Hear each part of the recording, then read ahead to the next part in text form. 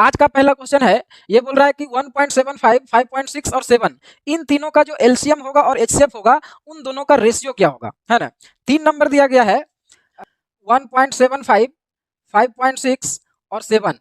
इन तीनों नंबर का जो एलसीएम होगा और जो एचसीएफ होगा इन दोनों का रेशियो हमें निकालना है ना। तो सबसे पहले इन तीनों का एलसीएम और एचसीएफ निकालते हैं। इसके लिए क्या करते हैं, पॉइंट को पहले फ्रैक्शन में चेंज करेंगे। तो ये हो जाएगा 175/100, ये हो जाएगा 56/10 और इसको लिख सकते हैं 7/1। अब क्या करते हैं, नीचे सभी को बराबर करते हैं, है ना। तो यहाँ पर देखिए डबल जीरो है तो यहाँ भी डबल जीरो करना पड़ेगा और यहाँ भी डबल जीरो करना पड़ेगा। इसके लिए यहाँ पर एक जीरो देना पड़ेगा तो बदले में ऊपर भी एक जीरो देना पड़ेगा, है ना। यहाँ पर डबल जीरो देना पड़ेगा और ऊपर भी डबल जीरो देना पड़ेगा। अब देखिए सभी का जो डिनोमिनेटर है ये बराबर हो गया। अब एलसीएम निकालेंगे और एचसीएफ निकालेंगे। तो एलसीएम के लिए क्या करते हैं, ऊपर वाले का एलसीएम नीचे वाले का एचसीएफ। तो इन तीनों का अगर एलसीएम निकालें तो क्या हो सकता है, सबसे बड़ा नंबर है 700, तो 700 तो एलसीएम होगा नहीं क्योंकि इन दोनों का इसमें भाग नहीं जाएगा। अब इसका डबल करते हैं 1400, तो 1400 में इसका भाग चला जाएगा लेकिन इसका भाग नहीं जाएगा। अब फिर इसका डबल करते हैं 2800, तो 2800 में देखिए तीनों का भाग जा रहा है ना। तो इन तीनों का जो एलसीएम होगा वो 2800 होगा। आप जैसे भी एलसीएम निकालेंगे देख लेंगे निकाल करके तीनों का एलसीएम 2800 ही आएगा, है ना। और नीचे का अगर एचसीएफ निकालें तो 100 तीनों है तो तीनों का एचसीएफ भी 100 ही आ जाएगा। तो 2 जीरो से 2 जीरो कटेगा तो 28 आ जाएगा। मतलब इन तीनों नंबर का जो एलसीएम आएगा वो 28 आएगा। फिर अगर एचसीएफ निकालेंगे तो क्या करेंगे, ऊपर वाले का एचसीएफ और नीचे वाले का एलसीएम। तो इन तीनों का एचसीएफ क्या होगा, तो अगर डिफरेंट मेथड से निकालें तो 700 और 560 का डिफरेंट हो रहा है 140। तो 140 एचसीएफ नहीं होगा क्योंकि 140 से ये डिवाइड नहीं हो रहा है ना। अब अगर 140 का आधा करें 70, तो 70 से ये डिवाइड हो रहा है, ये डिवाइड हो रहा है लेकिन ये नहीं हो रहा है तो वो भी नहीं होगा एचसीएफ। अब 70 का भी आधा करें अगर 35, तो 35 से देखिए तीनों डिवाइड हो रहा है, इसका मतलब इन तीनों का जो एचसीएफ होगा वो 35 होगा। देखिए अगर किन्हीं को नहीं समझ में आ रहा है इसका मतलब ये हुआ कि आप एलसीएम और एचसीएफ का जो बेसिक कॉन्सेप्ट हम बताए हैं वो वाला वीडियो नहीं देखे हैं। तो अगर किन्हीं को प्रॉब्लम हो रहा है समझने में तो पहले बेसिक कॉन्सेप्ट वाले वीडियो को देखिए फिर इस वीडियो को देखिए, है ना। उस वीडियो का लिंक इस वीडियो के डिस्क्रिप्शन, ऊपर आई बटन, कॉमेंट सेक्शन सभी जगह दिया हुआ है, नहीं तो प्ले लिस्ट में जाकर के भी आप देख सकते हैं। तो इन तीनों का जो एचसीएफ होगा वो 35 हो जाएगा और नीचे वाला का एलसीएम क्या हो जाएगा, 100 हो जाएगा। तो इसको सोल्व भी कर सकते हैं तो ये 7/20 हो जाएगा। तो एलसीएम 28 आया और एचसीएफ 7/20 आया। अब दोनों का रेशियो निकालना है। तो एलसीएम आया 28 और एचसीएफ आया 7/20। तो इसको सोल्व कर दीजिए, ये 28/1 हो जाएगा और इंटू 20/7 हो जाएगा। तो ये 4 बार में कट जाएगा तो 80/1 हो जाएगा, मतलब 80:1, है ना। तो सी ऑप्शन मेरा आंसर आ जाएगा 80:1। नेक्स्ट क्वेश्चन देखते हैं। ये बोल रहा है 2a, 5a और 7a इन तीनों का एलसीएम क्या होगा। 2a, 5a और 7a इन तीनों संख्याओं का एलसीएम निकालना है। तो एलसीएम के लिए देखिए हम क्या बताए थे कि जो सभी में कॉमन है वो तो आएगा ही, साथ के साथ जो सभी में नहीं है अलग अलग है वो भी आ जाएगा, है ना। तो तीनों में देखिए ए है तो ए तो आएगा ही, साथ के साथ 2, 5 और 7 भी आ जाएगा। तो 2, 5 और 7 ये सभी भी आ जाएगा, है ना। तो क्या हो जाएगा 2, 5 जा 10, 10 7 जा 70। तो 70 मेरा आंसर आ जाएगा एलसीएम। यहीं पर देखिए अगर एचसीएफ निकालना रहता तो एचसीएफ में केवल उसको लेते हैं जो सभी में है। तो सभी में क्या है, ए है। तो इन तीनों का अगर एचसीएफ पूछता तो ए होता, है ना। नेक्स्ट क्वेश्चन, यहाँ पर 3 नंबर दिया गया है। x इज इक्वल टू है 2 to the power 2 into 3 to the power 4 into 5 to the power 3 into 7, और y इज इक्वल टू दिया हुआ है 2 to the power 3 into 3 into 5 का स्क्वायर, और z इज इक्वल टू दिया हुआ है 2 का पावर 4, 5 और 7 का पावर 2। ये दिया हुआ है 3 नंबर x, y और z, और तीनों का एलसीएम और एचसीएफ का रेशियो बताना है। इन तीनों नंबर का जो एलसीएम होगा और जो एचसीएफ होगा इन दोनों का रेशियो बताना है ना। तो यहाँ पर देखिए एलसीएम के लिए हम क्या बताए थे कि जो सभी में कॉमन है वो तो आएगा ही और जो नहीं है सभी में वो भी आ जाएगा। तो यहाँ पर देखिए सबसे पहले कॉमन क्या है, तो हम देख पा रहे हैं कि 2 और 5 तीनों में है। देखिए यहाँ भी 2, 5 है, यहाँ भी है और यहाँ भी है। तो 2 और 5 तो आएगा ही, साथ के साथ ये सबसे बड़ा पावर में आएगा। जैसे देखिए यहाँ 2 का 4 पावर है, 3 पावर है, यहाँ 2 पावर है, तो सबसे बड़ा पावर वाला आएगा। फिर 5 भी सबसे बड़ा पावर वाला आएगा, तो यहाँ 1 पावर है, यहाँ पर 2 पावर, यहाँ 3 पावर है, तो 3 पावर वाला आएगा, ठीक है। तो जो कॉमन है उसका सबसे बड़ा पावर को ले लिए, बाकी जो सभी कॉमन नहीं है सभी में उन सभी को भी लेना है। तो कॉमन देखिए क्या क्या नहीं है, 3 कॉमन नहीं है और 7 कॉमन नहीं है, तो इन दोनों को भी बड़ा पावर को ही लेना है। तो 7 में देखिए सबसे बड़ा पावर 2 है और 3 में सबसे बड़ा पावर क्या है, 3 में सबसे बड़ा पावर 4 है। तो ये हो जाएगा। तो ये हो जाएगा मेरा एलसीएम इन सभी नंबर का, है ना। अब अगर एचसीएफ निकालें तो एचसीएफ में क्या करते हैं, जो सभी में है उसी को लेना है और कम पावर वाले को लेना है ना। तो एचसीएफ क्या हो जाएगा, देखिए 2 और 5 तो दोनों में कॉमन है, तो 2 पर सबसे कम पावर देखिए 2 है और 5 पर सबसे कम पावर 1 है, तो ये हो जाएगा एचसीएफ। तो हमें एलसीएम और एचसीएफ का रेशियो निकालना है, तो यहीं पर निकाल देते हैं रेशियो, ऐसा है ना। तो यहाँ देखिए 2 का 4 पावर है और यहाँ पर 2 का 2 पावर है, तो इससे इसको अगर कैंसिल करेंगे तो 2 का 2 पावर बचेगा और यहाँ 5 का 3 पावर है, यहाँ 5 का 1 पावर है, तो इसको काटेंगे तो 5 का 2 पावर बचेगा। तो एलसीएम बाई एचसीएफ क्या आ जाएगा, ये आ जाएगा 2 का पावर 2, 5 का पावर 2 और 3 का पावर 4 और 7 का पावर 2।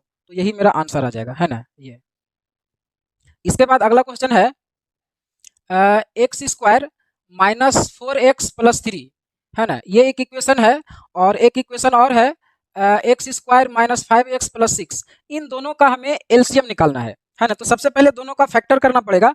तो इसको करेंगे तो कैसे करेंगे, क्वाड्रेटिक इक्वेशन आपको मालूम होगा, अगर क्वाड्रेटिक इक्वेशन नहीं मालूम है तो प्रॉब्लम हो सकता है। इसको देखिए क्या करते हैं, ये तो एक्स स्क्वायर रहा और इसको 2 पार्ट में इस तरह से डिवाइड करके लिखेंगे कि इन दोनों को जोड़ने या घटाने के बाद ये आना चाहिए और यही दोनों को गुना करने के बाद ये भी आ जाना चाहिए, है ना। तो इसको हम लिख सकते हैं -3x और -x। देखिए -3x और -x -4x भी हो जाएगा और यहाँ पर -3 में -1 को गुना करेंगे तो प्लस में 3 भी हो जाएगा। तो इसको ऐसे लिख सकते हैं और ये +3 ऐसे ही रहेगा। अब यहाँ पर क्या करेंगे, इन दोनों में कॉमन अगर लें तो x देखिए दोनों में है, तो यहाँ पर x बचेगा और यहाँ -3 बचेगा। यहाँ -1 अगर दोनों से बाहर निकाल लें तो x -3 बचेगा। अब देखिए यहाँ भी x -3 है, यहाँ भी x -3 है, तो x -3 फिर से दोनों से कॉमन लें तो बचेगा क्या, x -1। तो ये दोनों इसका फैक्टर हुआ, मतलब इन दोनों नंबर से ये डिवाइड होगा। अब इसका अगर फैक्टर निकालें तो सेम ऐसे ही करेंगे, एक्स स्क्वायर इसको आप लिख सकते हैं -3x -2x। तो देखिए यहाँ 5x हो जाएगा और 3 × 2 6 भी हो रहा है और +6 = 0 उधर कर सकते हैं। अब इसको देखिए फैक्टर निकालेंगे तो इन दोनों को कॉमन अगर निकालें तो x बाहर आएगा तो x -3 बचेगा, यहाँ -2 कॉमन आएगा तो x -3 बचेगा। अब फिर से देखिए x -3 दोनों में है तो x -3 को अगर बाहर निकालेंगे तो x -2 बचेगा। तो ये नंबर जो है इससे और इससे डिवाइड होगा, मतलब ये दोनों इसका फैक्टर हुआ। अब देखिए दोनों का हमें एलसीएम निकालना है। तो एलसीएम का मतलब क्या होता है कि जो दोनों में मिल रहा है वो भी आएगा और जो नहीं मिल रहा है वो भी आ जाएगा। तो दोनों में देखिए x -3 मिल रहा है तो x -3 तो आएगा ही, है ना।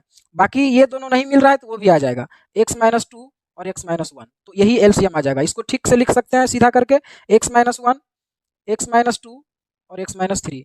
तो ये आंसर आ जाएगा, है ना। अगला क्वेश्चन है, दो संख्याओं का एलसीएम और एचसीएफ दिया गया है और एक संख्या अगर 204 है तो दूसरी संख्या क्या है ना। तो देखिए हमें कॉन्सेप्ट बताए थे कि पहला संख्या और दूसरा संख्या इन दोनों का जो गुणनफल होता है वो एलसीएम और एचसीएफ के गुणनफल के बराबर होता है। तो यहाँ पर वही करेंगे, दो संख्याओं का एलसीएम दिया हुआ है 4284 और एचसीएफ दिया हुआ है 34 और एक नंबर आपका 204 दे दिया है और दूसरा नंबर हमें निकालना है। तो इन दोनों का जो मल्टीप्लिकेशन होगा इन दोनों के मल्टीप्लिकेशन के बराबर होगा। तो दूसरा नंबर के बराबर में क्या हो जाएगा, ये इधर से जाके डिवाइड करेगा तो 4284 × 34 / 204। तो यहाँ पर कैंसिल हो रहा है क्या, देखिए ये आपका 6 बार में जा रहा है ना। और 6 से इसको भाग करेंगे तो क्या हो जाएगा, 6 7 42 और 6 कम 6 और 24 बचेगा, 6 चौका 24 714। तो दूसरा संख्या जो हो जाएगा वो 714 हो जाएगा।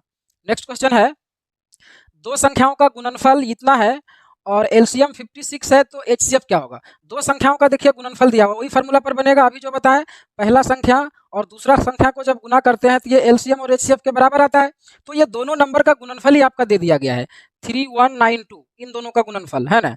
और इधर एलसीएम दिया हुआ है 56 और एचसीएफ निकालना है तो केवल 56 से इसको डिवाइड करना है ना। तो 56 से डिवाइड करेंगे तो कितना बार में जाएगा, यहाँ पर ऐसा काटिए 14 चौका 56 और ये हो जाएगा 7 चौका 28, 3 बचेगा 39, 9 चौका 36, 3 बचेगा 8 चौका 32।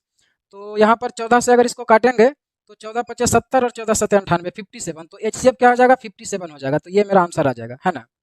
इसके बाद है 3 घंटियां क्रमशः 12, 15 और 18 मिनट के अंतराल पर बजती है। सभी घंटियां प्रातः 9 बजे अगर एक साथ बजना प्रारंभ करती है तो दोबारा सभी घंटी कितने बजे एक साथ बजेगी। Important question. 3 घंटियां दिया हुआ है, पहला घंटी हर 12 मिनट के अंतराल पर बजती है, दूसरा घंटी हर 15 मिनट के अंतराल पर बजती है और तीसरा घंटी हर 18 मिनट के अंतराल पर बजती है। तो कह रहा है अगर तीनों घंटी अभी 9 बजे एक साथ बजा तो फिर कितना बजे एक साथ बजेगा, है ना। तो इसके लिए हमें यह पता होना चाहिए कि अगर अभी सभी घंटी एक साथ बजा है तो कितना देर के बाद फिर एक साथ बजेगा, है ना। तो वो टाइम क्या होगा, तो इन सभी का एलसीएम होगा। तो इन सभी का जब आप एलसीएम निकालेंगे तो आएगा 180, मतलब 180 मिनट के बाद जो है सभी घंटी फिर से एक साथ बजेगा। तो 180 मिनट का मतलब होता है 3 घंटा, है ना। तो अगर 9 बजे सभी एक साथ बजा है तो 3 घंटा बाद फिर मतलब 12 बजे सभी एक साथ बजेगा, है ना। तो मेरा आंसर हो जाएगा 12 बजे। इसके बाद है 3 टैंकरों में क्रमशः 403 लीटर, 434 लीटर और 465 लीटर डीजल है। तो ऐसे पात्र की अधिकतम क्षमता कितनी होगी जिससे तीनों टैंकरों के डीजल को पूर्णतः मापा जा सके। 3 टैंकर दिया गया है, ये रहा पहला, ये दूसरा और ये तीसरा। इसमें 403 लीटर डीजल है, इसमें 434 लीटर डीजल है और इसमें 465 लीटर डीजल है। और हमें एक ऐसे पात्र की क्षमता निकालना है मैक्सिमम जो इन तीनों को पूरा पूरा माप सके। तो जैसे ही क्वेश्चन के लैंग्वेज में मैक्सिमम आ जाए, ज़्यादा से ज़्यादा, बड़ी से बड़ी, तो हमेशा वहाँ पर एचसीएफ निकाला जाता है ना।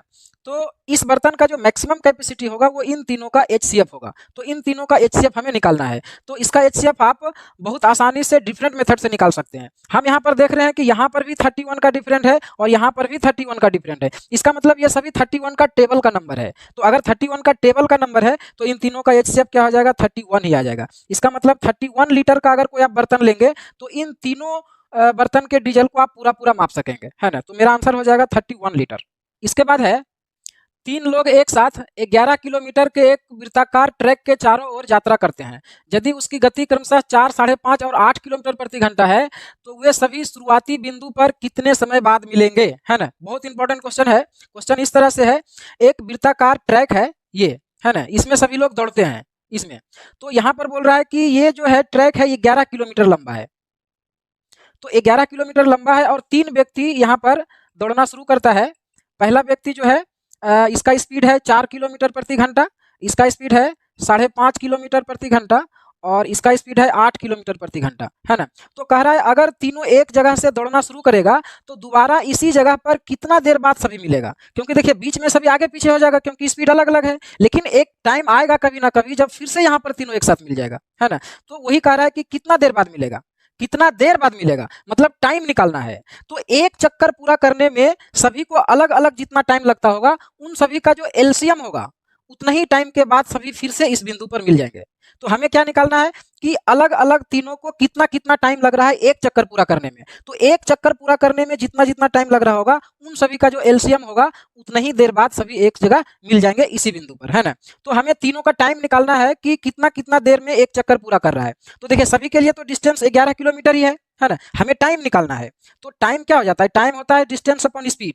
तो पहला व्यक्ति के लिए अगर टाइम निकालें, फर्स्ट व्यक्ति के लिए, तो डिस्टेंस तो 11 किलोमीटर ही रहेगा और स्पीड है 4 किलोमीटर प्रति घंटा। तो पहला व्यक्ति को इतना टाइम लगेगा, इतना घंटा।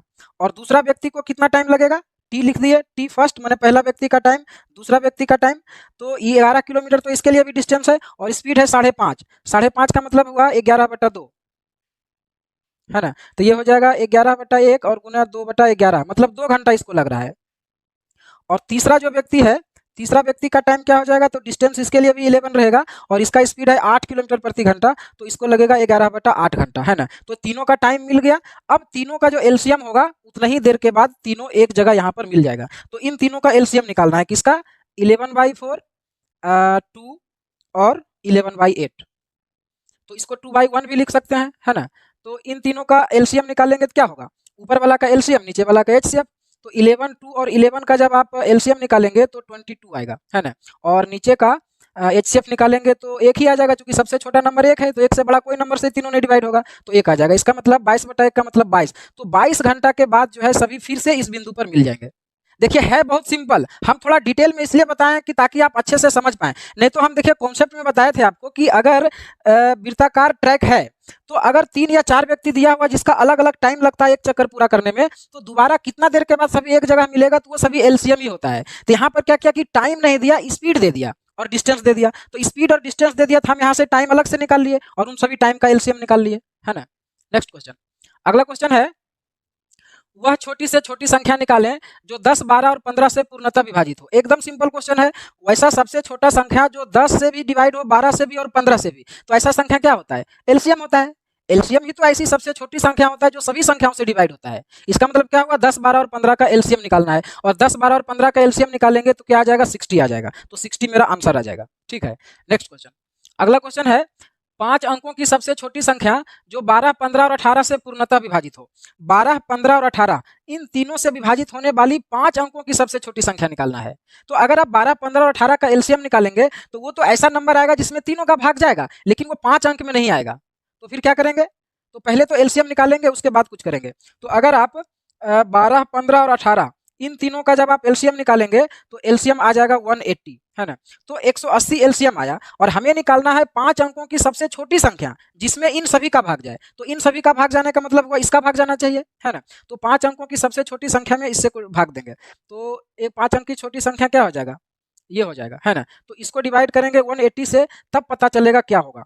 तो 180 से जब इसको भाग देंगे तो 5 बार में जाएगा, 18 पचे 90, 900।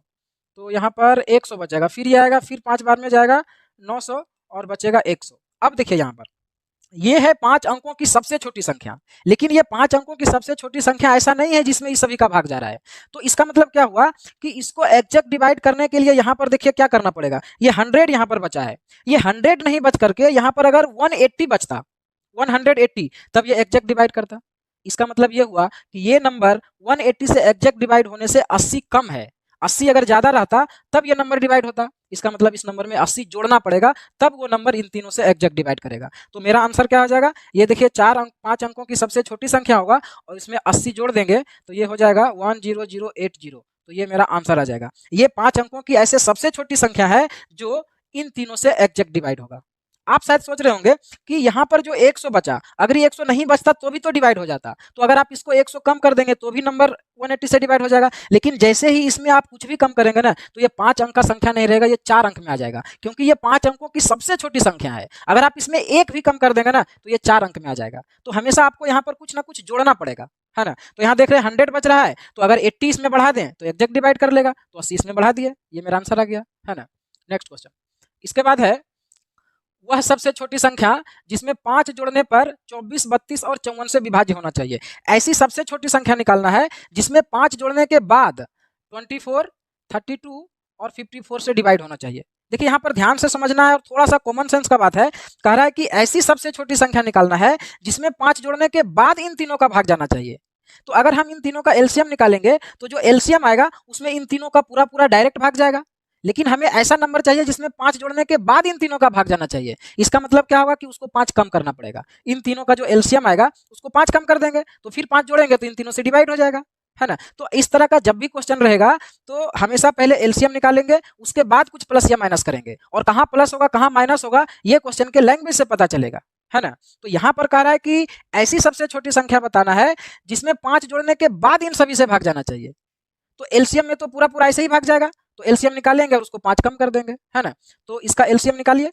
तो इसका एलसीएम निकालेंगे तो अगर 2 बार में लगाएंगे तो ये हो जाएगा 12, 16 और ये 27। फिर 2 बार में लगाएंगे तो 6, 8, 27। फिर 2 बार में लगाएंगे 3, 4, 27। फिर 3 बार में लगाएंगे तो 1, 4 और 9, है ना। तो एलसीएम क्या आ जाएगा? एलसीएम आ जाएगा 2 इंटू 2, 4 इंटू 2, 8 3 जा 24, 24 4 जा क्या हो जाएगा 96, और 96 में इंटू 9 करेंगे तो क्या हो जाएगा 9 6 जा 54, हाथ में 5 रहा और 9 9 जा 81 और 5 81 और 5 86 हो जाएगा। तो 864 हुआ। तो एलसीएम हुआ 864, लेकिन इसमें 5 फिर माइनस करना है, तो ये क्या हो जाएगा ये हो जाएगा 9, ये हो जाएगा 5 और ये हो जाएगा 7। तो 759 मेरा आंसर आ जाएगा, है ना। इसके बाद है वह बड़ी से बड़ी संख्या ज्ञात करें जो 42, 56 और 98 को पूर्णतः भाग कर सके। अब देखिए बड़ी से बड़ी संख्या बोल रहा है, तो अगर छोटी से छोटी पूछेगा तो एलसीएम और बड़ी से बड़ी पूछेगा तो एचसीएफ। तो यहाँ पर हमें ऐसी बड़ी से बड़ी संख्या बताना है जो 42, 56 और 98 को पूरा पूरा भाग कर सके। 42, 56 और 98 इन तीनों का भाग करने वाला ऐसा सबसे बड़ा संख्या निकालना है। तो सबसे बड़ा संख्या जो सभी को डिवाइड करता है वो एचसीएफ होता है, मतलब इन तीनों का एचसीएफ निकालना है। तो एचसीएफ अगर यहाँ पर हम डिफरेंट मेथड से निकालें तो शायद आसान होगा, तो कहीं का भी डिफरेंट ले लें। अगर इन दोनों का डिफरेंट लें तो यहाँ पर कितना का डिफरेंट है 4 और 1, 14 का डिफरेंट है। तो 14 मेरा एचसीएफ हो सकता है अगर तीनों को डिवाइड करें। तो 14 से देखिए तीनों डिवाइड हो रहा है तो 14 ही मेरा एचसीएफ हो जाएगा, तो मेरा आंसर भी 14 ही आ जाएगा। मतलब 14 ऐसा सबसे बड़ा संख्या है जो इसको भी डिवाइड करेगा, इसको भी डिवाइड करेगा और इसको भी डिवाइड करेगा, है ना। तो 14 मेरा आंसर आ जाएगा।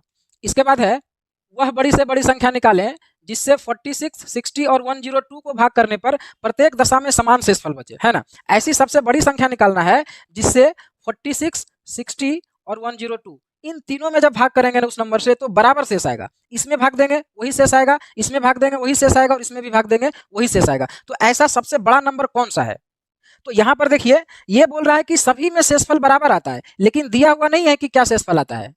तो अगर रिमाइंडर दिया हुआ रहता है तो क्या करते हैं, रिमाइंडर को पहले माइनस कर देते हैं, उसके बाद एचसीएफ निकालते हैं। लेकिन यहाँ तो रिमाइंडर दिया हुआ ही नहीं है। तो हम कॉन्सेप्ट में बताए थे कि अगर ऐसा बोले कि प्रत्येक दशा में समान शेष आता है लेकिन शेषफल नहीं दिया हुआ है, तब क्या करना है कि नंबर को ही एक दूसरे में माइनस कर देना है, उसके बाद एचसीएफ निकालना है। तो तीनों नंबर को ही एक दूसरे में अगर माइनस करें तो 102 में पहले 46 को माइनस कर देते हैं, है ना। फिर 102 में 60 को भी माइनस कर देते हैं और फिर 60 में 46 को माइनस कर देते हैं। तो अब ये जो तीनों नंबर आएगा इसका एचसीएफ निकालेंगे, वही मेरा आंसर आ जाएगा। तो यहाँ पर अगर 46 को माइनस करें तो 12 में से 6 जाएगा 6 और यहाँ 5 हो जाएगा 56 और यहाँ पर हो जाएगा 42 और यहाँ पर कितना हो जाएगा 14 हो जाएगा। तो 14, 42 और 56 का जो एचसीएफ होगा वही मेरा आंसर हो जाएगा। और यहाँ सीधा दिख रहा है कि 14 से ये भी डिवाइड है, ये भी डिवाइड है और ये भी डिवाइड है, तो इसका एचसीएफ 14 ही हो जाएगा, है ना। इसका मतलब 14 जो है वो मेरा आंसर आ जाएगा। 14 से आप इसको भाग देंगे तो वही शेषफल बचेगा, 14 से आप इसको भाग देंगे तो वही शेषफल बचेगा, 14 से इसको भाग देंगे तो वही शेषफल बचेगा। बोल रहा है कि समान शेषफल बचता है, एक बार चेक कर लीजिए। तो अगर आप 46 को 14 से डिवाइड करेंगे तो यहाँ पर देखिए 3 बार में जाएगा 42, रिमाइंडर 4 आएगा। अगर आप 60 को 14 से डिवाइड करेंगे तो देखिए 4 बार में 56 जाएगा, यहाँ भी रिमाइंडर 4 आएगा। 102 को जब आप डिवाइड करेंगे 14 से तो देखिए 7 बार में जाएगा 98, तो रिमाइंडर 4 आ रहा है ना। तो ऐसे सबसे बड़ा संख्या निकालना था कि इन सभी को भाग देने पर रिमाइंडर बराबर आवे, है ना। तो अगर रिमाइंडर नहीं दिया रहे और बोले कि बराबर रिमाइंडर आता है तो नंबर को ही एक दूसरे में माइनस करके एचसीएफ निकाल देंगे, है ना। नेक्स्ट क्वेश्चन अगला है, वह बड़ी से बड़ी संख्या ज्ञात करें जिससे 49, 79 और 109 में भाग करने पर प्रत्येक दशा में 4 शेषफल बचे। यहाँ पर देखिए फिर शेषफल बराबर ही बचता है, लेकिन शेषफल दिया हुआ है कि हर बार 4 ही शेषफल आता है ना। 3 नंबर दिया हुआ है यहाँ पर 49, 79 और 109। तो ऐसी सबसे बड़ी संख्या निकालना है कि इसमें भी भाग दें तो 4 शेषफल आवे, इसमें भी भाग दें तो 4 आवे और इसमें भी भाग दें तो 4 आवे। तो अगर रिमाइंडर दिया हुआ है तो पहले ही रिमाइंडर को सभी में माइनस कर देंगे और जो नंबर आएगा उसका एचसीएफ निकाल देंगे, है ना। तो यहाँ पर 4 घटाएंगे तो 105 बचेगा, यहाँ 4 घटाएंगे तो 75 बचेगा, यहाँ पर 4 घटाएंगे तो 45 बचेगा। तो अब देखिए 45, 75 और 105 का एचसीएफ क्या होगा, मतलब सबसे बड़ा ऐसा नंबर जिससे तीनों में भाग जाना चाहिए। तो हम यहाँ पर देख पा रहे हैं कि 15 से तीनों में भाग जा रहा है ना। 15 से इसमें भी जाएगा, इसमें भी जाएगा और इसमें भी जाएगा, और 15 से बड़ा कोई नंबर से तीनों में नहीं जाएगा, तो यही एचसीएफ आ जाएगा। इसका मतलब मेरा आंसर भी 15 ही हो जाएगा। आप 15 से इसको भाग करेंगे 4 शेषफल बचेगा, 15 से इसको भाग करेंगे 4 शेषफल बचेगा, 15 से इसको भाग करेंगे 4 शेषफल बचेगा। आप चेक कर सकते हैं, ठीक है। इसके बाद अगला क्वेश्चन है, वह बड़ी से बड़ी संख्या ज्ञात करें जिससे 49, 80 और 111 में भाग देने पर शेषफल क्रमशः 4, 5 और 6 बचता है। यहाँ पर देखिए अलग अलग रिमाइंडर बच रहा है ना। तो 3 नंबर यहाँ पर भी दिया हुआ है, ये दिया हुआ है आपका 49, 80 और 111, ये 3 नंबर दिया हुआ है और कह रहा है ऐसा सबसे बड़ा संख्या निकालें कि इसमें भाग दें तो 4 शेषफल बचे, इसमें भाग दें तो 5 शेषफल बचे, इसमें भाग दें तो 6 शेषफल बचे। तो वही प्रोसेस करना है, अलग अलग रिमाइंडर है तो अलग अलग सभी में घटाएंगे। यहाँ पर 4 रिमाइंडर बच रहा है, यहाँ पर 5 बच रहा है, यहाँ पर 6 बच रहा है, तो तीनों में माइनस कर देंगे।